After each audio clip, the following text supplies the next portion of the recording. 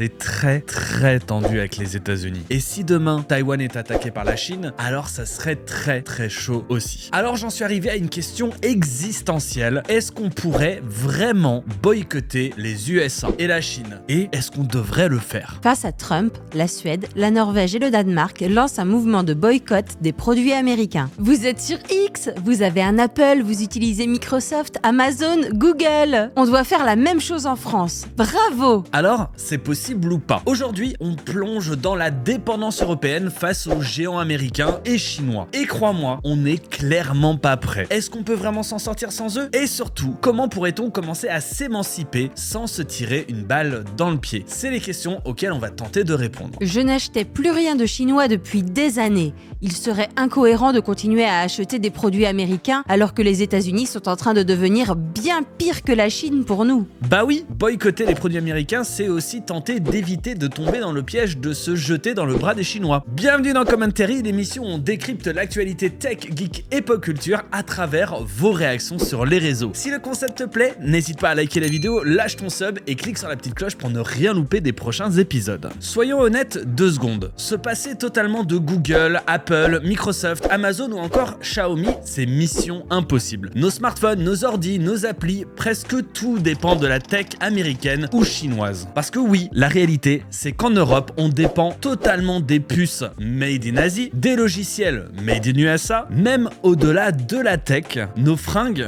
sont majoritairement faits en Chine. Sans eux, adieu Tesla. Est-ce que c'est une mauvaise chose? Adieu PlayStation, adieu iPhone 16 Pro Max, adieu iPad, adieu GoPro, adieu le drone DJI. Boycotter les produits US? Le coca, les frites, les steaks, le pain des fast-foods sont français. Pourquoi ne pas boycotter les produits chinois? Ah zut, c'est se couper des 3/4 de nos biens de consommation. Combien vont lâcher leurs iPhones en même temps? Bonjour les pénuries, retour à l'âge de pierre technologique et surtout des factures qui pourraient exploser. Je sais qu'ASML produit les machines nécessaires à faire les puces, mais ces puces, c'est pas nous qui les produisons. Et si la tech est majoritairement US et chinois, au niveau des vêtements, c'est pas mieux. 31,6% des fringues mondiales viennent directement de Chine. Et dans l'électroménager, même quand t'achètes une marque européenne, il y a souvent du made in China caché quelque part. Pour ce qui est de la grande distribution, la question est plus délicate parce qu'on a des marques américaines, mais qui sont produites en France. Il y a aussi des marques alimentaires américaines, mais produites en France. Cela marche aussi pour ces marques ou non. Par exemple, les produits Mars qui ont eu une usine à Haguenau. Bref, aujourd'hui, sans les USA et la Chine, ça va être compliqué, très compliqué. Et cet élan de motivation de boycott ne s'arrête pas aux citoyens lambda. Si tu es en guerre et que ton réseau dépend de Starlink, par exemple, et que l'autre BFF de Trump, Elon Musk, active ou désactive ses satellites comme bon lui chante, c'est la mouise. La souveraineté, c'est important pour ne pas être l'otage d'un milliardaire américain qui a peut-être pété les plombs. Résultat, OneWeb de chez Eutelsat se glisse comme alternative, mais le réseau n'est pas aussi vaste que Starlink et d'autres problématiques techniques dont on va pas rentrer aujourd'hui se posent. En Italie, la première ministre Giorgia Meloni, après s'être pavanée aux côtés de Musk, a décidé de lâcher l'initiative qui devait placer le réseau de Musk comme un réseau de l'État italien. Et là aussi, elle a décidé de se tourner vers OneWeb. Clairement, le boycott se fait à tous les niveaux. Lors de la Covid, on a découvert les problèmes de l'interdépendance et c'est pourquoi l'Union européenne, ils ont dégainé 43 milliards d'euros avec son Chips Act pour fabriquer nos propres semi-conducteurs. En France, Macron a son plan France 2030 pour booster la tech made in France, mais soyons honnêtes, remplacer Apple ou Google, c'est pas pour demain. Nucléaire, intelligence artificielle, spatiale, tous les secteurs à la pointe de la modernité où l'Europe n'est pas larguée, c'est à la France qu'elle le doit principalement. Un smartphone 100% européen avec un OS européen, nos datas sur un cloud européen, ça a l'air sexy, mais on n'y est pas. Et même s'il y a plein de domaines sur lesquels on est largué, la France montre quand même le bon exemple. Un futur avec une souveraineté technologique en Europe, est-ce que c'est possible?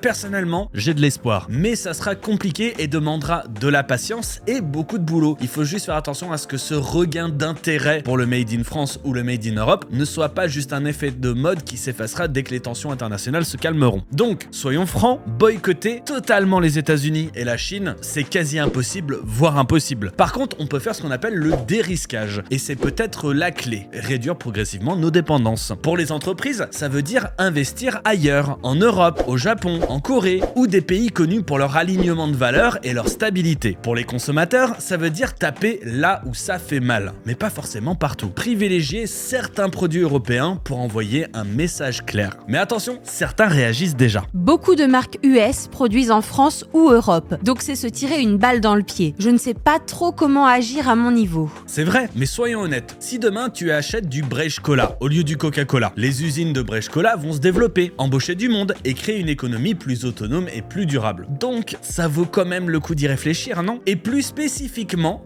dans la tech, on a quelques alternatives intéressantes. Pour les mails, à la place de Gmail, on a ProtonMail, Kmail, Mailo qui est français, Iroko, français, Sovereign, Mailbox.org pour ne citer que. À la place de Google, on a Ecosia, StartPledge, même s'ils utilisent les index de Bing ou de Google, leur structure est quand même basée en Europe. Et sinon, on a Quant qui utilise leur propre index et c'est français. À la place de Google Maps, on peut utiliser Here We Maps ou TomTom qui sont européens. Et au lieu de X ou au lieu de Blue Sky, on peut utiliser Mastodon, même si c'est pas ultra friendly. On peut utiliser OVH ou Scaleway pour le cloud, qui ont des interfaces de programmation compatibles avec ceux de Amazon Web Services et qui rendraient donc le changement moins compliqué. Au lieu d'utiliser OneDrive, Dropbox ou Google Drive, on peut utiliser pCloud, Cozy, K-Drive. Au lieu de Chrome, on peut utiliser Vivaldi, c'est norvégien, même s'ils utilisent le moteur de Chrome. Pour le VPN, au lieu d'utiliser Surfshark VPN ou NordVPN, on peut utiliser Mulad VPN ou F-Secure ou encore Proton VPN. Pour ce qui est du hardware, c'est beaucoup plus compliqué. On a Fairphone, Gigaset ou Arcos, et même si le concept derrière Fairphone c'est tout à fait louable, ils sont pour la plupart made in China et ils utilisent quand même Android